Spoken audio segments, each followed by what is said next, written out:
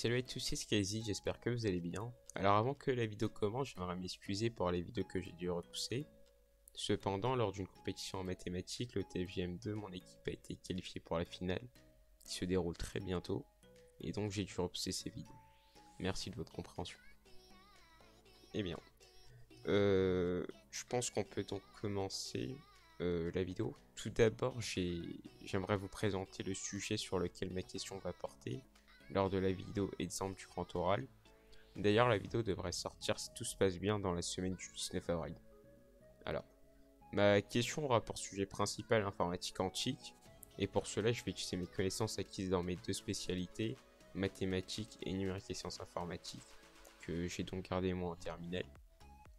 Et je ne vais pas plus vous en parler, mais je vais quand même garder le suspense, et dans l'espoir que cette présentation va vous plaire. Et je vais vous faire découvrir de nouvelles choses. Alors en outre, la deuxième annonce porte sur une vidéo auquel je vais vous présenter deux sites permettant à l'entraînement. Donc un permettant à s'entraîner dans l'un permettant à s'entraîner en mathématiques et l'autre permettant à s'entraîner en informatique et plus précisément programmation informatique. Le premier site est beaucoup recommandé pour s'améliorer en maths. Moi on me l'a recommandé, enfin dans un club en maths. Je n'ai pas encore découvert, testé ou autre. Je vais vraiment le découvrir en même temps que vous en vidéo. Le second site, je l'ai découvert moi-même en cherchant les annales de certains concours en informatique. Il est vraiment très complet, une communauté est soudée derrière. Alors je n'ai pas encore réalisé les problèmes et cours dessus, mais je compte commencer en vidéo et comme le précédent, le découvrir voilà avec vous. Alors d'après certains retours que j'ai pu recevoir sur ce site, par contre, la structure n'est pas apparemment la meilleure pour s'améliorer. Je pense que pour débuter si, mais de toute façon, comment dire, c'est à nous de nous faire notre propre avis, tout simplement, voilà. Bref. Enfin, troisième et dernière annonce, des vidéos sur des jeux vidéo sortiront bientôt, dont une vidéo sur le jeu Ark, Survival Evolved, mais bientôt aussi je pense faire un let's play notamment sur le jeu Ancestor. Oui c'est bien ça, Ancestor. Auquel je trouve le concept très intéressant et instructif, vraiment il est très intéressant. Et donc pour récapituler, la vidéo exemple sur le grand oral et la vidéo sur Ark devront sortir normalement dans la semaine du 19 avril. Et la vidéo présentant les deux sites précédemment décrits brièvement sortiront 1 à 2 semaines après la précédente vidéo, soit le jeu Ark. Puis par la suite normalement sortiront des vidéos sur des jeux vidéo, dont un let's play, le let's play sur le jeu Ancestor très probablement. Donc voilà. Sur ce, passons au sujet même de cette vidéo, la découverte du site HackerRank. Alors avant de commencer, ce site m'a été présenté par un professeur de mon lycée. Il est très intéressant pour débuter, car je trouve que, comment dire, il y a aussi vraiment une très grande communauté derrière. Si vous comprenez pas, si vous bloquez, vous pouvez poser des questions. De plus, il y a plusieurs vidéos explicatives sur des problèmes. Vraiment, moi, ça m'a beaucoup aidé. Moi, je me suis vraiment basé sur ça pour apprendre. Et puis voilà. Et aussi, du coup, bon, je sais pas si quand vous allez le prendre. Moi, au tout début, j'étais... Enfin, comment dire, j'étais pas trop enthousiaste. Je le dirais comme ça. Alors, c'est vraiment tout en anglais. Mais au final, c'est pas mal parce que ça permet d'améliorer son anglais. Surtout vu que moi aussi, je faisais des cours en anglais. Enfin, au final, vraiment, c'est bien. On s'habitue très vite. Et vraiment, c'est... Au final, on doit le prendre comme un pourquoi pas. Donc voilà. Du moins pour ma part, ça l'a été. Ça m'a vraiment permis d'améliorer mon anglais. Quand même, je trouve. Donc franchement, si la programmation vous intéresse, je vous recommande vivement ce site. Maintenant, pour conclure cette vidéo, je vous propose de résoudre mon problème du jour. En fait, là, je suis actuellement dans un défi. C'est 30 jours de code où je peux m'améliorer sur un langage quand on débute. sur un langage, enfin quand on veut débuter, excusez-moi, sur un langage. Alors moi actuellement je suis en train de, enfin j'ai fait un cours dessus, donc encore ça va, mais du coup là faut que je mette tout ça en pratique, et c'est vraiment très bien pour mettre ce qu'on apprend en pratique. Donc là je le fais avec le langage C. Alors donc on va pouvoir commencer. Alors du coup voilà, normalement sur quoi vous devrez être si vous lancez le site du coup HackerRank, une fois que vous êtes connecté avec un compte, enfin plutôt inscrit, et avec votre compte, puis lorsque vous serez connecté. Alors normalement si vous arrivez, vous aurez un petit EXO à résoudre, c'est pas compliqué, je pense que c'est un calcul. Retourner la valeur d'un calcul, je m'en souviens plus très bien. Enfin voilà, si vous avez des difficultés, n'hésitez pas à me le dire en commentaire. Donc, on va commencer par la présentation rapide. Alors ici vous avez du coup practice pour pratiquer, certification pour obtenir un certificat. Je l'ai fait pour obtenir un certificat en Python, compète pour des petites compétitions concurrentielles. Pas vraiment, mais en fait vous avez des études, vous avez tout simplement à résoudre ces études dans un temps limité. C'est vraiment très intéressant pour Samir. Job, si vous voulez obtenir un job, enfin je pense pas que on en est là.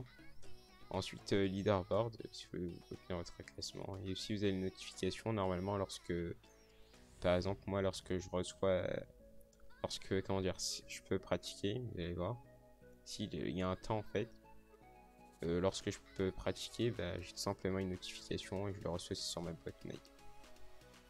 Alors on va revenir sur practice très rapidement. Vous avez d'autres tutoriels que le 30 Day of Code. Vous avez aussi ensuite ce qu'il a à voir. Ça c'est par pratique, donc on va plutôt revenir au sujet de la vidéo. Du coup 30 Day of Code, comme je l'avais dit, moi pour l'instant je suis en C. Que voilà. Du coup on choisit le langage ici. Cependant, ici comme vous pouvez le voir là, il n'y a pas le C. Des fois le C n'est pas... Je sais pas pourquoi ils ne mettent pas. Enfin voilà. Du coup on va tout simplement coder en Python. On peut toujours utiliser C++, mais moi je le maîtrise pas encore, je l'ai pas encore appris. Et puis voilà. Donc Python 3. Ok. Alors très honnêtement, moi ce que je fais, parce que je maîtrise pas non plus très à la perfection l'anglais, ce que je fais c'est que je vais tout simplement utiliser la traduction, une Google Traduction, puis voilà. Donc voilà. Ok. Du coup, une fois que vous allez pouvoir voir que tout est en français, du coup, ce problème est sur le test unitaire. Votre entreprise a besoin d'une fonction qui répond à la suivante. Pour un tableau donné en entier, la fonction renvoie l'index de l'élément avec la valeur minimale dans le tableau plus un élément avec la valeur minimale. Renvoie le plus petit élément. Si vous voyez ça, c'est sûrement que le n était dit dans, comment dire, dans la phrase. Alors si un tableau vide est transmis à la fonction, soulève une exception. Okay. Un collègue a écrit cette méthode. D'accord. Tenir du coup l'index minimum, on a cette fonction là. Ici la séquence que l'on a. Mon collègue a pris. Okay. Donc on a des classes, dont une fonction par classe. Ok. Getarray. Ok. Et du coup, si je suppose, du coup là on a la fonction. Puis ici. D'accord. Alors tout simplement ça je vais pas vous l'expliquer parce que ce sera trop compliqué à expliquer. Tout simplement juste passer à... On va remplir du coup ces fonctions là. Alors pour ça on est aidé... on nous explique. Alors getArray renvoie un tableau vide, ce qui veut tout simplement dire que la fonction, je vais prendre la fonction qu'on définit, du coup on def pour définir une fonction getArray, ce qu'il y a ici par le tiret du bas. En fait, c'est une convention. Au lieu de mettre un espace, on va tout simplement mettre un tiret du 8. Alors, get array. Du coup, ensuite, ce qu'on va faire, nous, ce sera une indentation. Puis mettre return.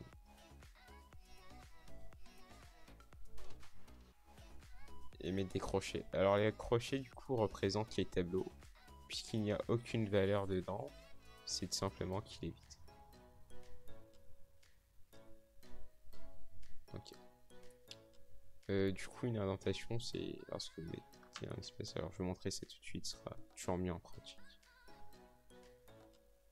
Alors, simplement ça. En fait, il y a une certaine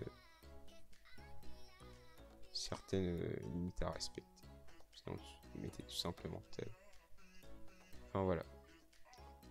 Donc, ce qu'on fait ensuite, par la suite, c'est qu'on va mettre un return. Ça, on va mettre plus tard. Du coup, là, j'ai tout simplement gardé en français pour que ça soit plus facile à comprendre. Ensuite, on mettra directement tout ce qu'on a mis. Alors, ensuite, dans la seconde classe, alors je ne vais pas non plus définir, ça sera assez compliqué. On devra définir une autre fonction. Alors là, ici, def getArray retourne un tableau de taille d'au moins 2 avec tous les éléments uniques. Okay. Ça veut dire que par exemple, un tableau de taille 2, on va dire 0, 1. Comment on sait que ça c'est un tableau de taille 2? Simplement, il y a deux valeurs, mais on peut aussi tester cela par la fonction len. Puis on met ce tableau de valeur 2, enfin avec qui obtient donc de valeurs. Ce qui va donc nous retourner si par exemple on met print len 0,1 la valeur 2. Ce que on va pas faire, mais je vous explique tout de même. Du coup, j'espère avoir été clair. Alors on peut mettre 0,1, on peut aussi mettre toute autre chose, comme 0, 1, 2 ou encore autre chose. Alors, on va prendre un tableau de taille 3, on va dire. Nous, ce qu'on va retourner plutôt, parce que vous voyez bien qu'il y a marqué retourne un tableau de taille au moins 2. On utilise encore une fois la fonction return. Et ça, on va bien suivre l'indentation et pour ça le mettre du coup ici. Un return, cette fois pas un tableau vide. Par exemple 4, 1, 2. Voilà. On va retourner ça. On va retourner ça. Voilà. Donc là, on en est là. Get expect result. Retourne du coup l'indice de valeur minimum attendue pour ce tableau. Alors pour ça, ce qu'on va faire, c'est qu'on va tout simplement regarder la fonction. On va tout compte fait regarder plutôt en haut, ce sera plus simple. Du coup, def. Alors là, ce que nous on a, ce que plutôt nous on fait, c'est qu'on utilise du coup la fonction minimum index.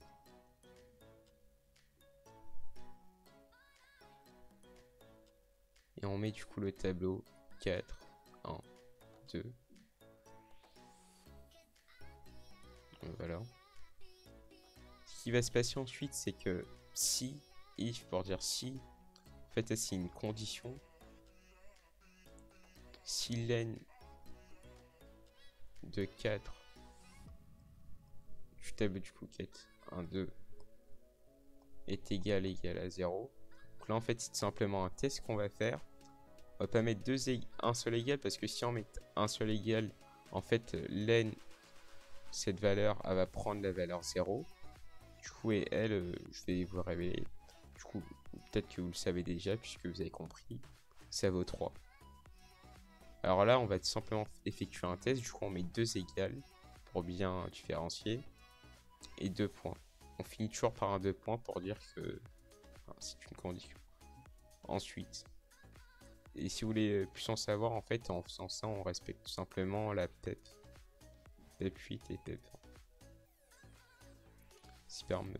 Enfin, j'en parle un peu trop, super me dans un IDE, environnement du coup de développement virtuel, en Python, comment dire, vous tapez tout simplement par exemple, dans la ligne de commande import 6, vous allez pouvoir voir la PEP20. En fait, la PEP20, c'est tout simplement 20 instructions, enfin des règles à respecter pour que, comment dire, pour que votre propre, excusez-moi, votre code soit propre. Inversé du coup. Ok. Du coup, on en est là. Du coup, là, ça va nous retourner une erreur. Alors, avec un message. Alors, nous, on n'est pas là. Du coup, ce qui va se passer, excusez-moi, c'est que la manière, excuse-moi, le minimum de l'index va obtenir la valeur 0. On le voit ici. Du coup, là, c'est bien une affectation qu'on a. Ensuite, for i in range. En fait, c'est simplement pour i allant de range, c'est simplement une fonction qui fait de allant de. Alors là, on met le début. Début. Vous pouvez aussi mettre une autre virgule pour mettre le pas. Par exemple, si on mettait 2, ça allait de 2 en 2. Par exemple, vous avez une fonction TI83. Vous pouvez, ici, comment dire, vous utilisez la fonction lors de, comment dire, les fonctions de suite ou autre. Enfin, vous connaissez ça, le pas. Donc, ici, on va de i. Et le i, vraiment, on aurait pu changer, on aurait pu pas mettre element ou autre. Alors là, ça fait pour i allant de 1 à length seconds moins 1. En fait, on va pas vraiment obtenir cette valeur. Du coup, là, tout à l'heure, j'avais dit que ça va aller 3 si vous m'avez bien écouté. Du coup, ce qui va se passer ici, c'est que on va aller de 1, puisqu'on commence à 1. Et puisque ici, c'est 3 moins 1, puisque en fait, ce qui se passe, c'est qu'on est à un indice moins 1. Enfin, par exemple, si on avait pour for i in range 3, entre parenthèses 3, on sera allé du coup de 0, 1, 2. Enfin, le i aurait pris la valeur 0, puis la valeur 1, puis la valeur 2. Alors là, du coup, c'est simplement len sec moins 1. Du coup, 3 moins 1, qui est équivaut à 2. Donc là, ce qui va se passer, c'est simplement que ça va d'abord prendre la valeur 1, puis 2. Voilà, tout simplement. Alors, si AI, ce qui se passe là dans A, simplement que ça va prendre dans notre tableau la valeur 1. Du coup, l'indice 1 ici, c'est celui-là. Parce qu'en fait, là, c'est l'indice 0, l'indice 1, l'indice 2. Je pense que vos professeurs de mathématiques, c'est l'aspect mathématique en terminale, vont expliquer. Alors, ce qu'on va faire par la suite, c'est que le test va vérifier du coup A1, si A1 est inférieur à A0, puisqu'on avait dit précédemment que min_int avait pris la valeur 0. Ce qui va donc en réalité tester, je vais effacer pour que ça soit plus clair. Tester. Alors je vais quand même le remettre.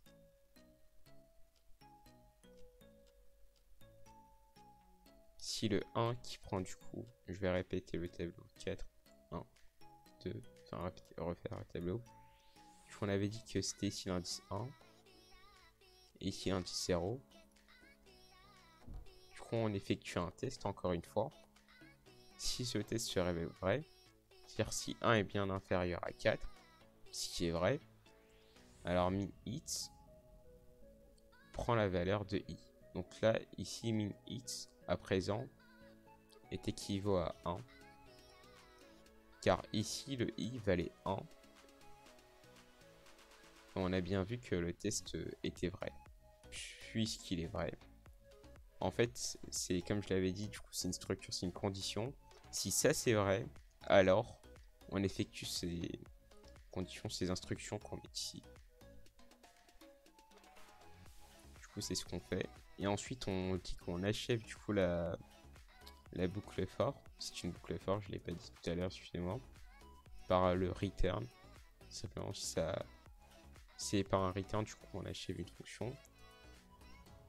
Return, du coup, et là, on affiche min_int. On return, du coup, cette valeur. Et du coup, ça va retourner, excusez-moi, la valeur 1. Alors, j'espère avoir été clair. Du coup, si vous avez bien compris, ce qu'on va mettre dans get expect result, ça sera 1. Alors, qu'est-ce qu'on a par la suite? GetArray renvoie un tableau où la valeur minimale se produit à exactement 2 indices. Ok. En fait, c'est tout simplement ce qu'on venait de faire. Je vais peut-être prendre un autre exemple, peut-être que ça sera plus clair. Du coup, là, ils veulent tout simplement un tableau avec... ça va se produire exactement 2 indices. On a le choix. Donc là, à nous de voir ce qu'on souhaite faire, tout simplement. Ce qu'on va faire. Et je vais en même temps effectuer la fonction pour voir si vous avez bien compris. On va prendre par exemple... je sais pas.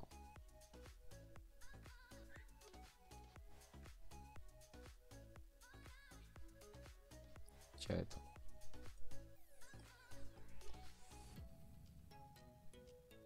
On va effectuer la même chose. Ok. Du coup, getArray veut un tableau comme ça. Pourquoi? On va le voir tout de suite. Alors, on réeffectue du coup la fonction. Alors là, on reprend du coup, on réeffectue un len. Si vous avez bien compris, c'est du coup ça c'est équivaut à 3. Parce que la longueur équivaut à 3. On a 3 valeurs. Alors, ce que donc cette première condition n'est pas respectée. Donc, ça ne renvoie pas cette instruction là. Et donc on passe directement à là. Donc min de hit c'est initialisé. Il prend la valeur 0. Ensuite on a un an du coup dans la boucle conditionnelle. Enfin simplement la boucle for qui fait de i allant de 1 à len de sec qui est ici 4 1 1. Ce qu'on effectue. Alors si a i, donc si i vous l'aurez compris, c'est si on a encore 3, c'est encore la même chose. Donc 1, 2. En fait justement on voulait effectuer justement au deuxième indice. Donc en fait on aurait pu, comment dire, enfin il fallait tout simplement un tableau de 3. Enfin de longueur 3. Après il fallait aussi enfin voilà. Du coup si A, du coup là on avait dit que ça prenait du coup la valeur 1. Puisqu'on débute à 1, à l'indice 1. Je répète que ici l'indice 1 est ici et l'indice 0 est ici. Faut vraiment s'habituer à ne pas faire l'erreur de penser qu'on commence à 1, 2, 3. C'est pas ça. Du coup, ici dans le tableau avec A qui prend l'indice 1, le 1. On regarde s'il est inférieur du coup à A. Du coup ici on a 4. Est-ce que 1 est inférieur à 4? En effet. Du coup, ça 0 toujours de la même façon. Alors si je peux... Non, je peux pas. D'accord, excusez-moi. Je vais tester quelque chose. Ok. Du coup, c'est bien vérifié. Du coup, le min hit est égal i prend la valeur tout simplement de 1. Donc, min id hit est égal 1. Comme je l'avais dit, il y a toujours le tiret du 8. Au lieu de mettre un espace, c'est tout simplement quelque chose, un accord sur lequel tous les codeurs sont mis en accord dessus. Enfin voilà, c'est comme ça. Donc ensuite on réeffectue ce test puisque justement il nous reste encore l'indice 2 à tester. Du coup ce qui se passe, c'est qu'on fait AI. Du coup là on est plus à 1 mais à 2. Et du coup le 0 a... Enfin, min idx ça a pris la valeur, ça a affecté la valeur 1. Donc c'est plus 0 mais 1. Donc là ce qui se passe ici c'est que là c'est toujours 1. C'est le même indice. Cependant ici... Ah. compliqué. Ouais. Ok. Alors du coup là, comme vous pouvez le voir, c'est bon. Alors j'ai par contre changé de couleur, c'est pas grave. Alors on va simplement revoir où on était. Alors est-ce que 1 est inférieur à 1? Bien non, c'est simplement égal. Donc le test est faux. Et mine de is garde la valeur 1. Donc, de toute façon, comme vous avez pu le voir, ça change rien. Alors du coup, ce qui se passe, simplement que ici, ce tableau est convenable. Il y a bien, la valeur minimale se trouve bien exactement à l'indice 2. Exactement à 2 indices, excusez-moi. Donc il faut tout simplement un tableau qui, la longueur vaut 3, du coup, qui a 3 valeurs. Alors, ce qu'on va faire tout simplement. Alors du coup on retourne l'indice attendu. Alors vous aurez compris que du coup c'est 1. Si tout a été clair, bah, ce que je vous propose de faire c'est simplement de revenir dans la langue originale. Du coup dès qu'on sera arrivé dans la langue originale, on va tout simplement rentrer les valeurs de ce qu'on a mis. On fait ça tout de suite. Si ça marche. Du coup là c'est bon, comme vous pouvez le voir, j'ai déjà mis les valeurs qu'on a mis. Là on va être simplement tester, voir si tout d'abord le code marche bien. Oui, tout marche bien. Ce qu'on va faire, c'est simplement envoyer notre code, ce qui fonctionne. Oui, super. Du coup là il me reste plus qu'à attendre qu'il y aura assez longtemps pour pouvoir coder mon projet. Bien, merci d'avoir suivi cette vidéo, j'espère qu'elle vous a plu. Et puis on se retrouve pour une prochaine vidéo. Au revoir.